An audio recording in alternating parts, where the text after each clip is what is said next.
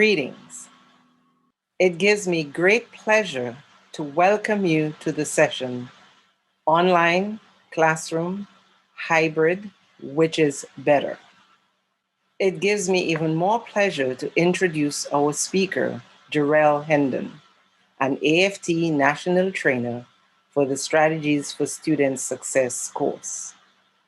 Jerelle is an educational specialist in science curriculum, but more importantly, he is concerned with the teaching and learning.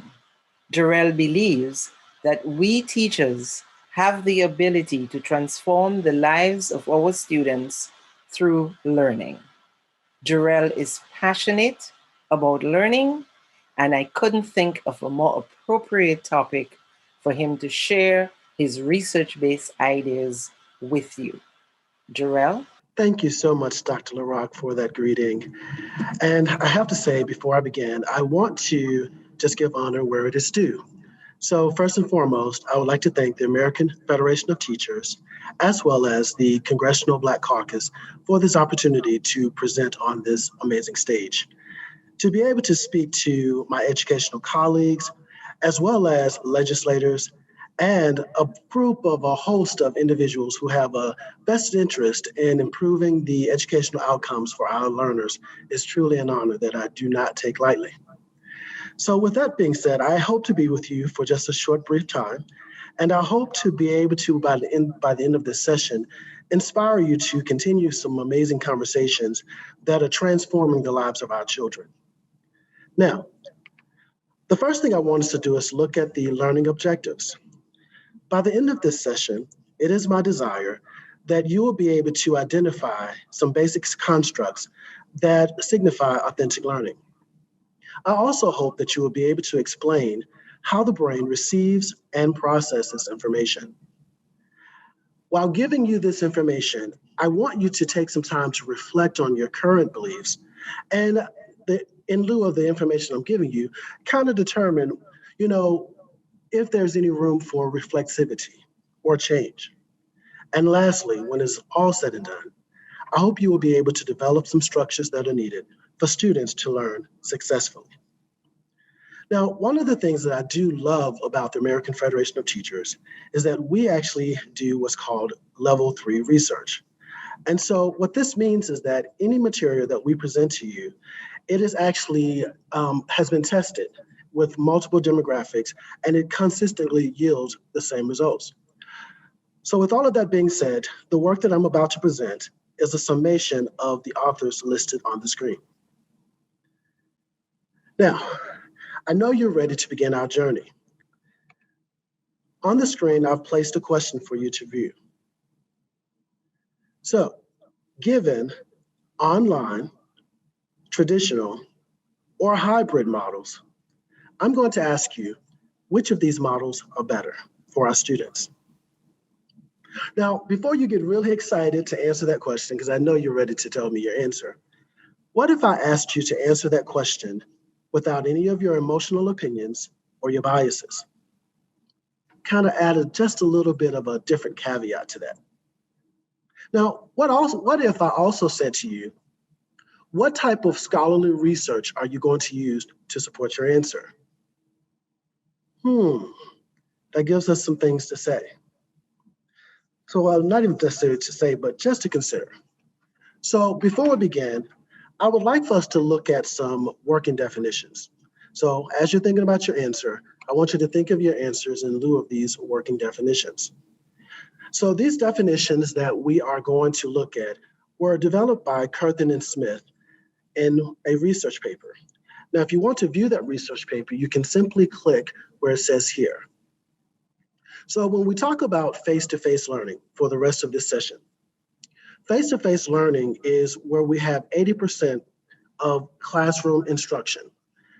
So notice I said 80%, because even though we may have that 20% of online instruction, we do not necessarily consider this an online classroom. When we add the 20% of online instruction, that simply is what we would define it as a web enhancement. So we're using the internet to enhance our face-to-face instruction. When we talk about the word hybrid, We're basically saying that online activities are replacing the face-to-face classroom meetings on average about 40%, but with no more than 80% of the time. So, or we could even say, for example, we have online instruction for 40% of the time and face-to-face instruction for 60% of the time. So we get an opportunity to mix and match those things. The last one is we would consider an online an opportunity at which we have classes for at least 80% or more of the time. And not only that, but there's really no true requirement of face-to-face. Although we can have a face-to-face class, it's not necessarily a requirement. Now, with that being said, I kind of gave you a condition earlier that I said to you, you have to be able to answer this question without emotional opinions. So I decided for me, the best way for me to be able to share this information would be able to kind of tell you, what does the research say? Now, before I actually show you my research, I believe it was, if we were in the classroom setting and you said to me, Jerelle, I think face-to-face learning is better simply because kids get an opportunity to interact with the teacher.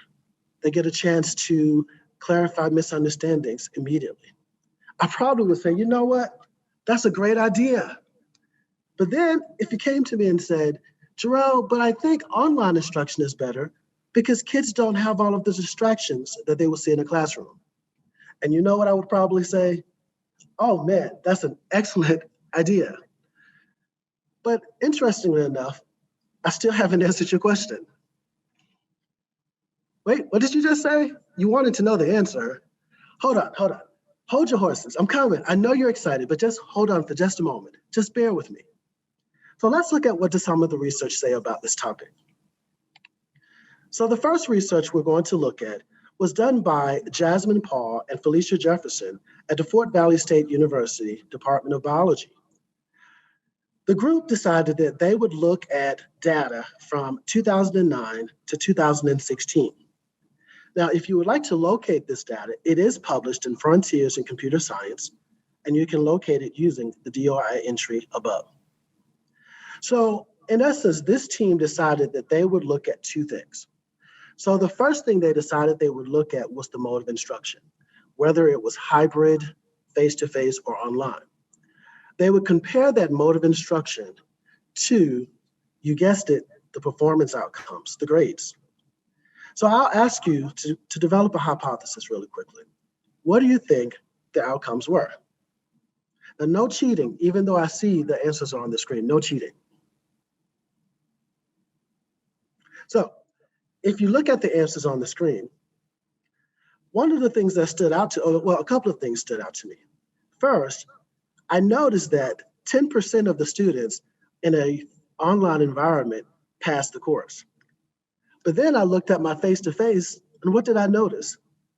I noticed that 3% less passed the course. But then I also noticed when I got to the failing scores, I noticed that more of the students failed, a 21% compared to an 18% ratio. Now, when you look at that, you probably say that's not much of a big difference. I agree.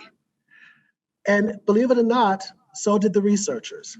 The researchers actually concluded that using an online model or a face-to-face model, it did not yield any significant outcomes as far as the student achievement. So let's take a look at another study. This study was done in Ghana by Patricia Ananga and Isaac Kofi Benet. If you would like to locate this study, please visit the Meyer Journal of Educational Studies, Trends and Practices. You can locate it using the DOI entry above. This research team did a meta-cognitive analysis looking at a number of research papers to see what would be the outcomes. And one of the things that they found in a number of papers is that similarly to the previous answer, that there was no significant difference.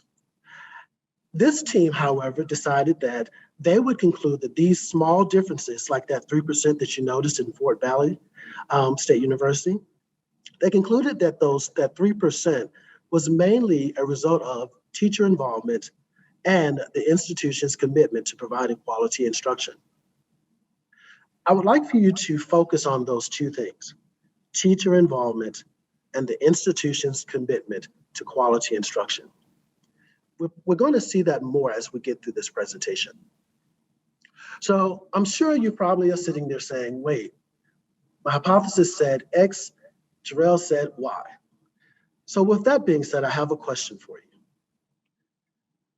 The question is, based on your understanding of the learning frameworks, based on what you thought, why do you think that there is no significant difference in academic outcomes between students in an online platform and those that are learning face-to-face? I'll take a moment to let you think about that.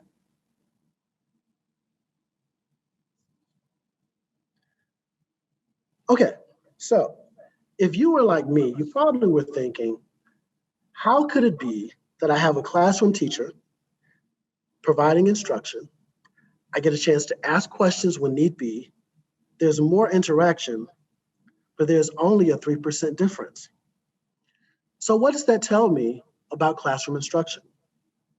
That actually tells me that we may, since we have a group of legislators and those that are have a vested interest in education, this tells us that we may need to look at what is happening in the classroom, specifically those learning structures. So the next part of this conversation, I want to actually take us through how we may have gotten here to where these structures may not be as effective for our students. In this next illustration, we're going to look at learning through the lens of photos. The photos will come up one at a time, and they will not come up, there will be a small delay for you to actually look at them. I want you to actually look at each image, and I want you to tell me, what do you notice uniquely as it relates to learning? So remember the condition, as it relates to learning. Are you ready? Okay. Now these photos were taken over the last 80 years, and they are published on insider.com. So let's look at picture one.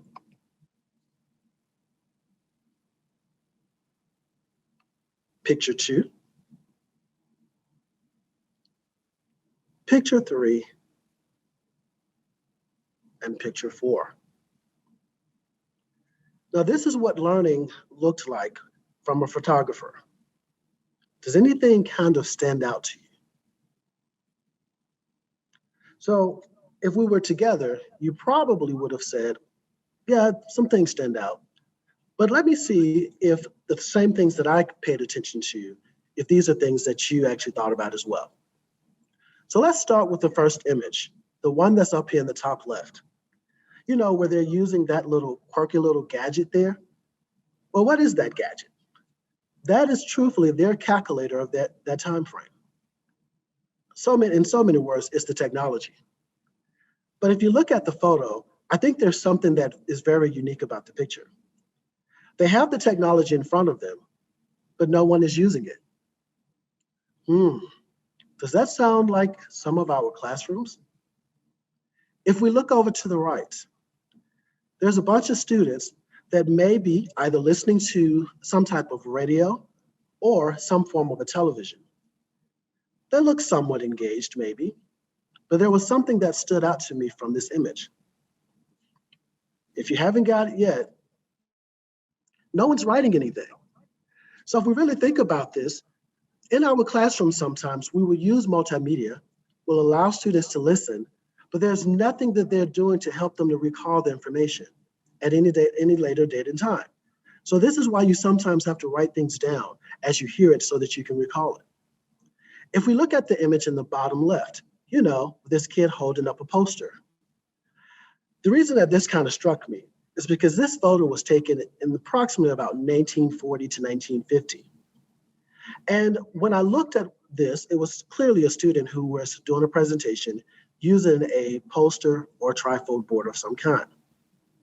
So this kind of stood out to me because in 80 years, the one thing that I still see us using is a trifold board. But yet we say that there's something wrong with education. And we come up with all these different ideas as to what's wrong with education. But yet we have never looked at a structure. Using this trifold board for 80 years to communicate information or learning, to me, was almost like I decided to use an 8-track tape. You know, the 8-track, the thing that came before YouTube, before DVDs, before CDs, way back in the day. This is what we're doing in education. We've decided not to evolve our strategies, but we actually wonder why students are still held with these academic achievement gaps. Now, I want to focus your attention on the bottom image. Although we may have changed the color of the instruction, it didn't change the strategies that were used. And in this classroom, there's a teacher who's helping a student. But I want you to actually pay close attention to the young boys as it relates to the young girls. What stands out to you in this image? When I look at the young boys, I'll start with this young guy here, where my arrow is pointing, that's standing right in front of the teacher. Do you notice? He's not even engaged. He doesn't even have paper on his desk. He's not even ready for learning. Then I look at the young boy behind him in the far corner. He's sitting there, like this, looking at the paper. He's probably got that mindset of, boy, I wish this class would hurry up and end. And then I begin to ask myself, is this what is still happening in our classrooms? Young boys are still unengaged in learning, but yet I say we're choosing to have debates about learning models, but we haven't thought about those structures. These structures that are not engaging to our learners. The structures where we're not using technology to fidelity. These structures where we use outdated things to actually consider our resources. So the next thing I want to do, I actually want to show us a brief video. And in this video, we're going to look at our glows and grows. You're probably asking, well, what is a glow and what is a grow? So what that means is, as you watch this video, if the speaker says something that kind of reflects your beliefs, that is a glow for you. If the speaker says something that you don't necessarily agree with, but you want to know more information about, that is what we will call a grow. So again, as you watch this short clip, I want you to think about your glows and grows. So the video we're about to watch is from a speaker by the name of Will Richardson, and he shares his surprising truths about learning in the school.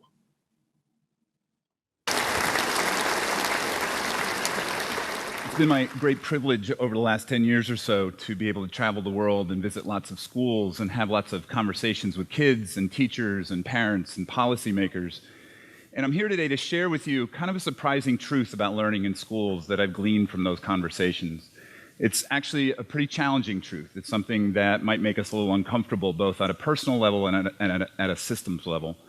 But before I share that truth with you, I want you to take a moment and just think a little bit about what it is that you believe about how kids learn most powerfully and deeply in their lives. What are the conditions that need to be present in order for kids to learn in a sticky way, learning that stays with them, learning that they can build on as they go through their lives? I think if I could get into most of your brains right now, I'd find a very consistent range of answers, answers that basically come from our own experience as learners. Over the last couple of years, I've actually asked that question to about 50,000 people at various conferences, presentations, workshops, face-to-face conversations that I've had. And I'm going to guess that most of what you were thinking is what they were thinking as well. I'm going to predict that most of what you were thinking is coming from this kind of built-up stock of intuitive knowledge, intuitive common sense knowledge that we have about learning. Seymour Papert is one of my best teachers. And I think he's right. We know what deep and powerful learning looks like because we're learners as well. And so it looks like this. This isn't rocket science when we talk about what learning requires. We know that it's based on passion. We know that the best learning that we do happens when it's for a real audience, for a real purpose, when it has relevance in our lives, when it's not constrained by time, and when there are other people around us who are passionate to learn those things as well. But now I want to share with you a list of answers that no one ever gives when I ask that question. And it's amazing to me that in just about every school that I visit, in just about every classroom that I enter, these are the conditions that exist for the kids in those environments. These are the conditions that we create for them when we expect them to learn. Now, I think this disconnect between what we believe and what we practice is really powerful. And it is this disconnect that has led me to this surprising truth about schools and about learning. And that is that schools were not built for learning. Now, I know that's a challenging statement. I know that that makes us feel uncomfortable.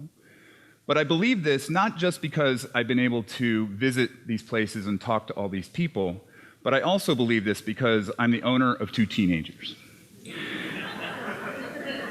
These are my kids. This is Tucker, who's 16. He's a junior in high school. That's my daughter, Tess, who just graduated from high school in June. This is one of the very few pictures we have of my kids in close proximity when they're not tearing each other apart. It's nice for me to be reminded that those moments exist. What I've found in their 22 collective years of both public and private education is that the learning that they do on their own looks very different from the learning that they do in schools. And I want to talk a little bit about that because I think that kind of comparison is important for us to think about. Okay, so were you kind of shocked at Will Richardson's statements? So if you were shocked, hey, I was too. Now, I do have a couple of questions for you. Were you surprised to see that what we believe about education and what we're actually doing in reality, that they were different? Or I have to ask you this, are we putting conditions in place or structures in place that mirror how students learn in the real world? Something to think about. With that being said, I want to actually tell you a story about me. As a kid, I was actually a video gamer. And you couldn't tell me that I couldn't play these games. I used to love this game called Super Mario Brothers. And I remember when my mom first bought me my Super Mario Brothers cartridge on a Nintendo.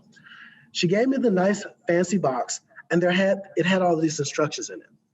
Now, I was an 8-year-old kid, and I was so excited. I opened the box, and I set the instructions to the side. And what do you think I began doing? Yeah, you guessed it. I started playing the game. And I was playing and playing and playing. And as I was playing, I would make mistakes. And then I would hear this little image come up and say, oh no, wrong choice. Or, oh no, bad move. Watch your step. I would get all of these little caution marks. Those little cautions actually taught me things. It taught me actually what things to do in the game and what not to do. So I want you to hear what I said. I didn't have any instructions. I didn't ask my mom for anything about the game. I just started playing it. And through trial and error, I learned something. Well, what do we do in the classroom? Good question. I give someone a concept that I want them to learn. I start off by giving them all of the vocabulary. I actually tell them the rules of the game. I guide them through every level of the game. And then when it's all over, I ask you, what did you think about the game? Or what did you learn about the game? I only gave you that last minute to reflect. But notice when I was playing the game by myself, I had an enormous amount of time to reflect on my actions. But when I get to the classroom, I'm given this short amount of time to reflect on my actions. So what does that mean for us as educators? I'm saying, what if we spend a little bit more time allowing students to experience the content more, allowing them to come up with their own conclusions and their own mistakes so that it can actually guide their learning. And then you as the teacher become the coach or the coach. You know, you become that, bad move, and you guide them back to the learning through the correct answers. Or you became the watch your step, hinting to them where the correct answers are. Why is this important? We actually will find out later why that process or strategy is more effective for our students. So again, I say, look at what we have that we believe about education on the left and what we actually do in the classrooms. It's very concerning to me because if we go back to thinking about those young kids that we saw in those images earlier, and we may have concluded that some of those things are happening in our classrooms, we noticed that there were kids who were unengaged and in a sense bored. Now, one of the things I think is kind of good is that brain research has told us some things about what happens in the brain when students are bored. So I would like for you to actually look at another video by Judy Willis. Now in this video, again, you're going to talk about your glows and your growth. So here we go. Judy Willis. She's a neurologist who actually switched to becoming an educator.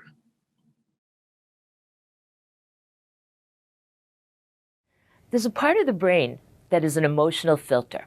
It's called the amygdala. It's part of the limbic system. And when information comes into the brain, it will go someplace in the brain. But this switching station in the amygdala determines where it's going to go in the brain. So you have information coming in, and the metabolic state of this amygdala, how hyperactive it is, how much it's processing, how much energy it's using, will determine where it conducts information. So if the person is in a state of stress, the amygdala gets highly active. When that happens, the switching station sends everything that's coming in to the lower 80% of the brain. That's the part of the brain, that's the animal brain, the reactive, involuntary brain. The only behavior that comes out of there is a fight, flight, freeze, which is great for animals because if they are in some state of stress, they shouldn't be processing it and evaluating it. But we have the same system and it doesn't work well for us because turns out boredom, when we do neuroscanning of someone in a bored state, that shows their amygdala in the same hyperactive state that other stresses, such as hearing an alarm or things that in the wild you'd want to watch out for. So we need to keep that switching station in a state of low stress. And boredom, fear, concern about your language differences, fear of reading, test taking, those things turn the amygdala into a big stop sign. Okay. So I asked you, in light of what Judy Willis had to say, to think of a glow and a grow moment for you. What would that be for you? What did she say that resonated with something that you believe? Okay. What did she say that resonated with some area that you want to do differently when you go back in your classrooms? For me, one of the things that I felt was a glow. I actually said, okay, learning more, something that I already knew, was that when students are in a state of boredom, they actually go to that survival mode. You know, that fight, flight, or freeze. So when we see these misbehaviors in the classrooms, that is simply because that is the brain saying, I'm in survival mode because I'm bored. But I also learned something from Judy Willis when she talked about the switching stations. That caught my attention because if I want students to learn, she made a recommendation that we should really reduce the amount of boredom because when students are bored, it goes to not the processing side of the brain, but the survival side of the brain. And so in order to get students to remember and connect to what I have to say, I have to try to make learning somewhat engaging and fun. So again, what's the one takeaway? Think differently about your instruction. Let's try to make it more engaging and more fun, and let's try to reduce some of the boredom as much as possible. So I've said a lot to you, and I know that's a lot to have to take in. So I'm going to give you just a 5-second brain break. Well, but while I give you this brain break, I want you to take a look at an image. So looking at this image, just kind of think about what is this image telling us? So I'll take a moment and let you do an analysis of this photo.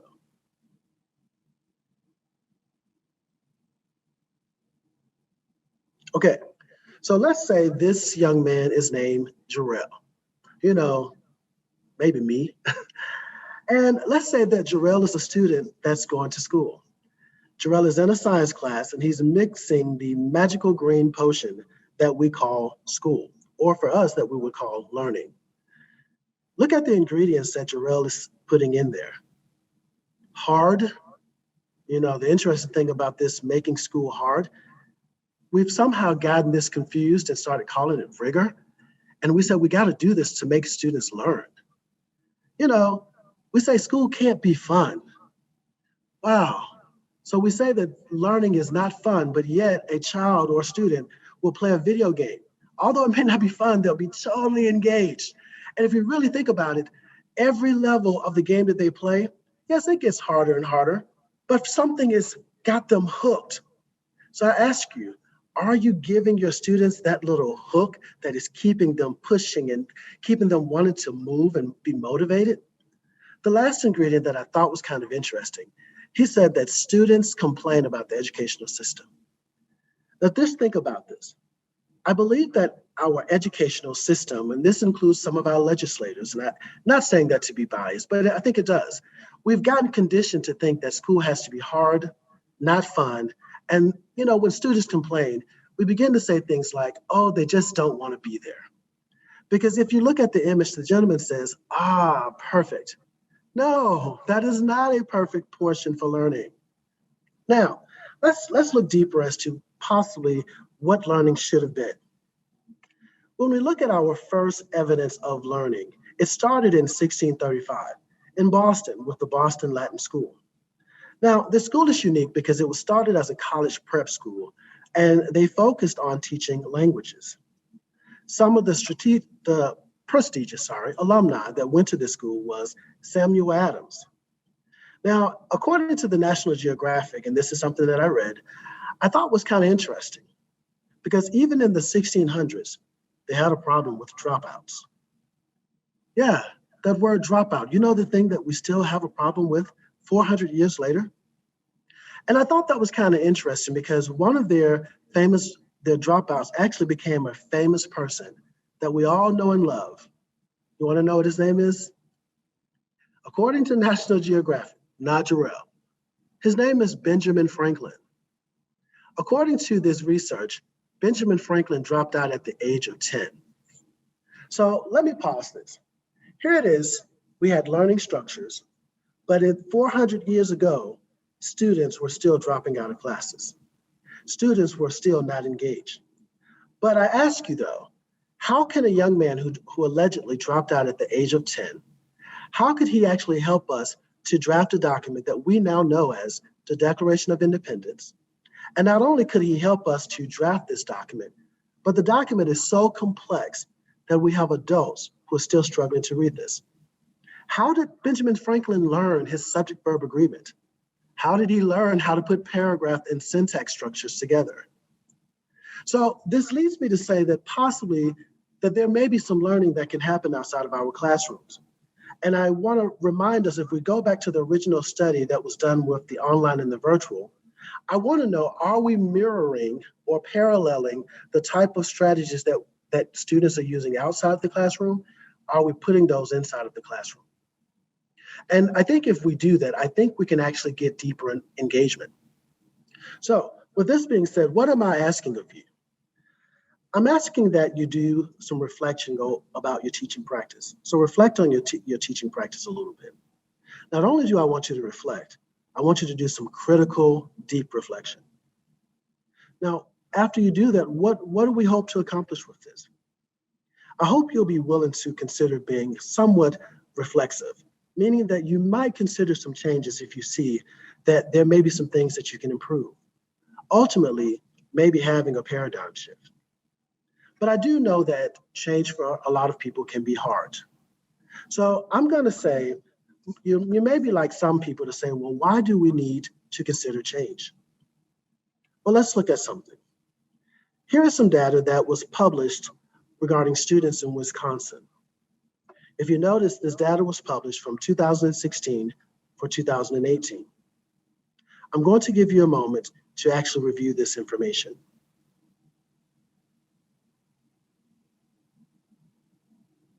Is there anything that is surprising to you? For me, I said, okay, 2018, pre-pandemic, before we came up with this buzzword of learning loss, when it came down to the English language arts, we still had Black students at a difference compared to their white counterparts at 37 points. When it came to mathematics, look at that gap, 41 points difference. That was kind of concerning to me. And I still say, we may spend a lot of time debating on the mode of instruction, but are we spending the time to look at the actual structures that we're putting in place? So initially I thought, well, maybe that's an isolated incident for Wisconsin. But then I looked up and I found something similar in Arkansas. And in Arkansas, if you can look at the data, you'll notice that there actually was a 25-point difference between the racial or ethnic groups. Now that says something to me. We need a different course of action here because what we've done clearly is not working. So what would I say the first course of action could be? I think it would do us some justice if we would actually help educators to understand how the brain receives and processes information. So I'm going to show you a quick clip here that was created by the Academic Success Center. And again, I want you to think about your glows and your grows. How your brain processes information. Understanding how the brain works when you learn can help you study more effectively. When you're in class or studying, minimize distractions. At any given moment, many stimuli or signals are vying for your awareness. There may be a fly buzzing around, someone clicking their pen, or a pleasant-smelling perfume in the air. Your sensory register takes in all these signals bombarding your system. The brain can't process all these signals at the same time. It shifts attention between signals. You'll only remember the signals you pay attention to. For example, can you remember what car was next to you at the stoplight this morning? Chances are you can't, unless there was something significant about it, like it was a lime green Lamborghini. That's because the brain focuses on signals that are stronger or out of the ordinary. You might want to multitask, but it's ineffective as a learning strategy. If you're paying attention to Instagram during lecture, that's what you'll remember from class. Once you pay attention to a signal, it's sent to working memory. Working memory is the first place new information goes when we are learning. Eventually, we want what we are learning to be encoded into long-term memory. But first it has to go into working memory. Working memory is limited in capacity, how much we can hold there, and duration, how long we can hold it.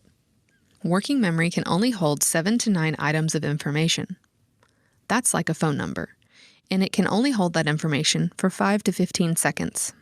Working memory explains why cramming doesn't work in the long term.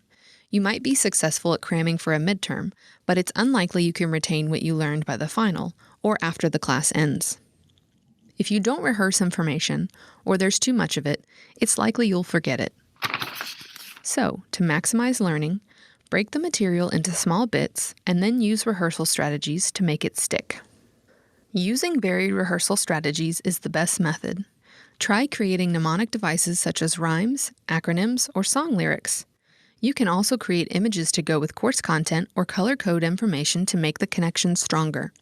Other examples include reviewing notes daily, testing yourself over note cards, or having someone quiz you on book questions. Working memory only has so much space to store information, but if you work with it enough, encoding will eventually occur. Encoding happens when information is sent from your working memory to your long-term memory. The key to encoding is making what you are learning meaningful. Being able to connect new information to previously learned content or a subject you're passionate about will make it easier to remember. Real learning depends on being able to retrieve information from long-term memory when it's needed. You have to practice retrieval strategies so that information can be easily pulled back and forth between long-term and working memory. You can use self-testing or reflection to exercise your retrieval muscles. Learning really is like this giant electrical storm going on in your brain as the signal moves through it. Learning actually changes the neural structure of your brain. The myelin on the neurons strengthens and helps the signal travel faster and more accurately, allowing for easier and faster recall of information. So, if you want to learn better, give your brain a workout regimen.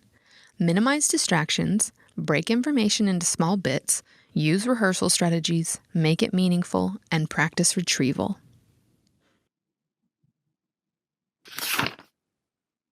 For more help with academic success, visit the Academic Success Center website at asc.tamu.edu.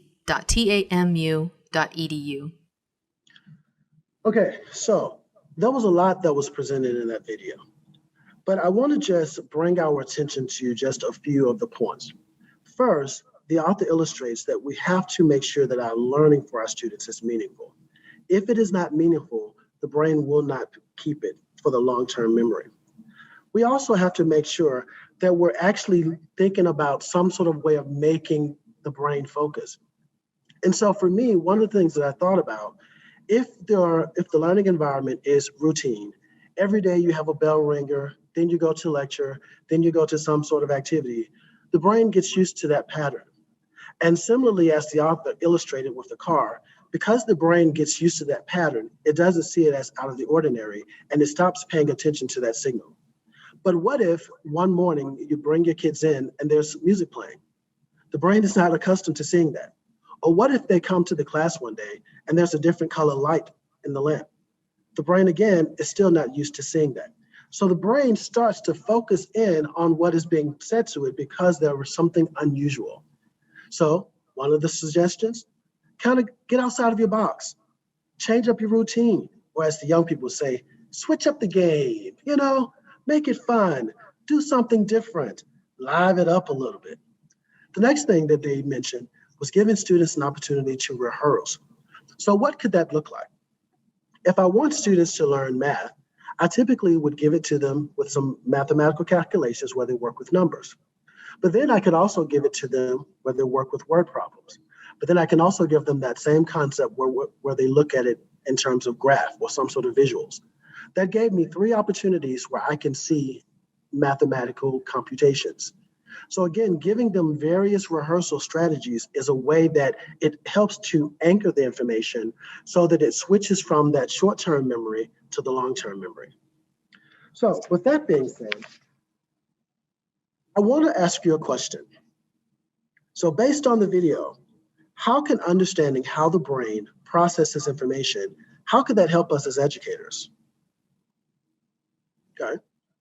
So if you think about it, knowing how the brain processes information, it could actually help us be more deliberate when we're choosing which learning structures we're going to use in our classrooms.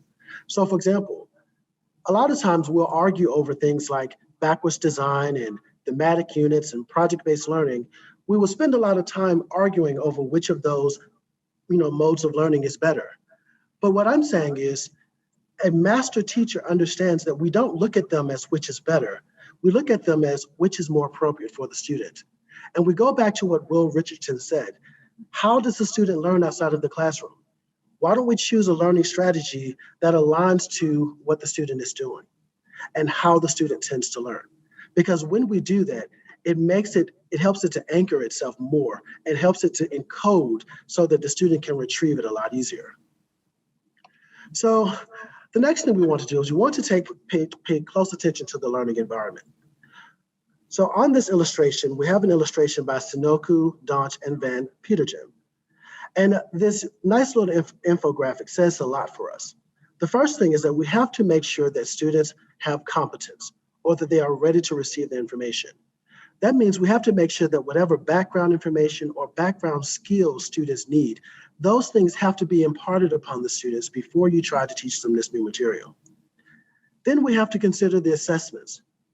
We have to make sure that those assessments are truly strategic and they're designed to measure what we want them to learn. The next thing is learning. We have to remember, what does learning look like?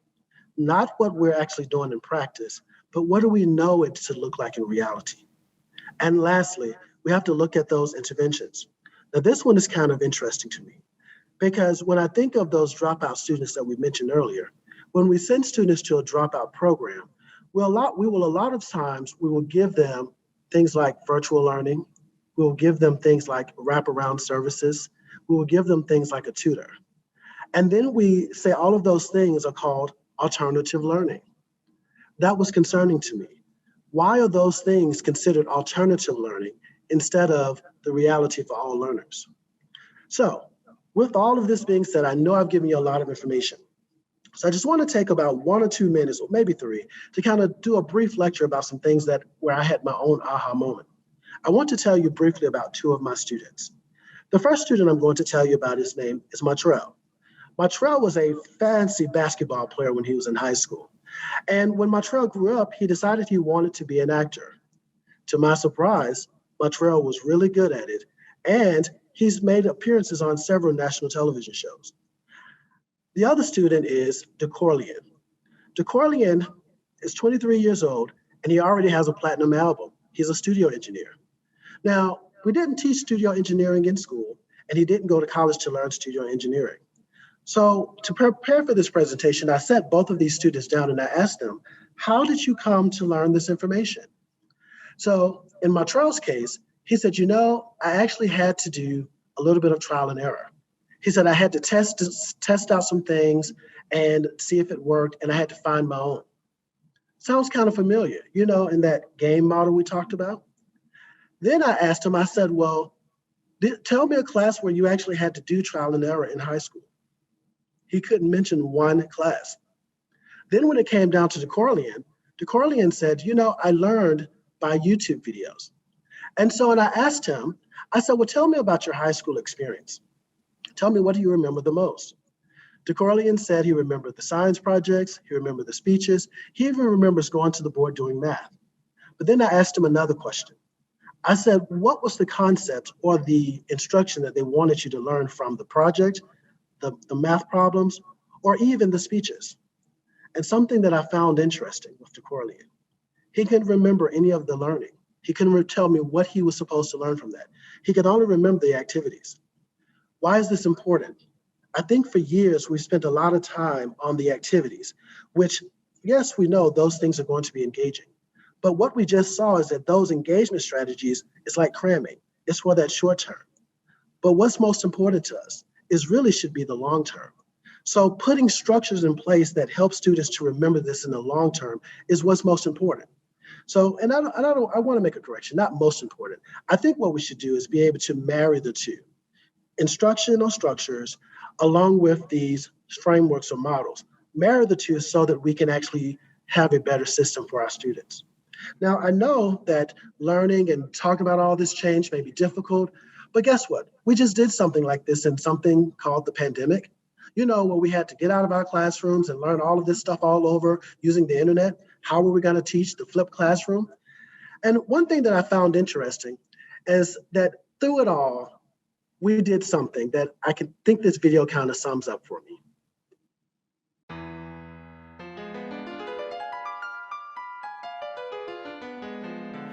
First I was afraid, I was petrified, kept thinking I could never stand all this staying inside. And I was wondering how I'd learn, but someone told me I still can, so I began ISB's distance learning plan on March 13th. It was foreseen that it would be a little while till normal class could reconvene. So I emptied out my locker, took all my books home with me, and got ready for the first day of the brand new DLP. And now you'll see, we're doing fine. At 8:30 every morning, 6 new lessons are online. And when I'm finished, I must show that in those classes I have been. Do I wanna be the person who forgot to click turn in? Oh no, not I. I will survive, just as long as I have Google Classroom, Google Docs, and Drive. Do that Google form or sheet, chat in Hangouts or in Meet. Oh, I'll survive. In fact, I'll thrive. Ooh, yeah.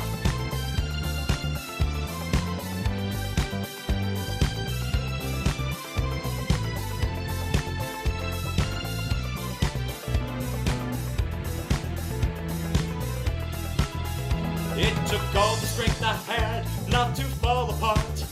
So much new technology, did not know where to start. But if something doesn't work, I realize I shouldn't fret. I can do a Google search or email Dr. Dave Collette. And my morning alarm still comes as quite a shock. Every day I'm tempted to sleep till 11 o'clock. Although my home is now my school, and I must self-isolate, I am gonna keep on learning, and I will still educate. Now 2 weeks in, I'm still on track. Even though I cannot go to Esch or Fichten or Rheineck. Well, it seemed a lot at first, but now I'm wondering what's the fuss. I'm even thinking, when will this all be synchronous? So yeah, I will survive.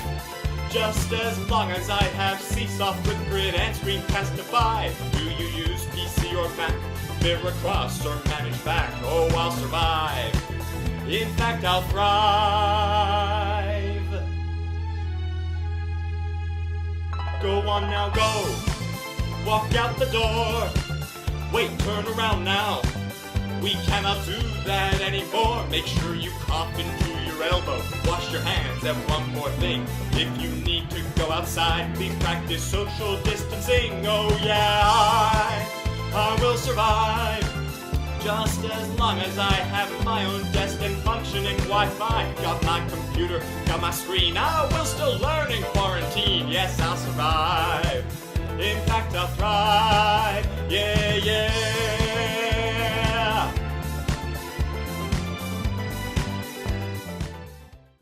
So guess what, guys? I know I told you a lot. I know that it may seem scary, but just like the author said, we will survive. And not only will we survive, it actually be what's good for our students. So as I close, I just want you to take a moment and reflect on what we've learned today. We've learned that understanding how the brain works is important.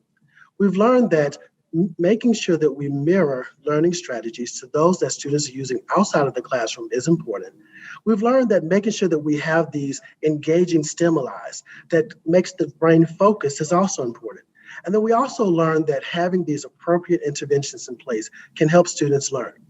So with that being said, I want to say thank you so much for listening to my presentation. My email address is sitting right here on the slide. I would love to hear what you thought about it. Make sure you keep in contact with me, guys. And as I close, I want to ask you this final question. So name one thing that resonated with you, like a takeaway, that you may want to share with others. So hopefully I didn't bore you to death. Hopefully I gave you one little good nugget to motivate you. Now, as I do my second close, I'm a member of this great union called the American Federation of Teachers. I would definitely tell you to check us out on all of our social media pages. And if you're not a member, feel free to check us out. I think you'll enjoy. Until next time, have a great time, guys. Have a great day, evening, night. I don't know your time zone, but enjoy yourselves, guys.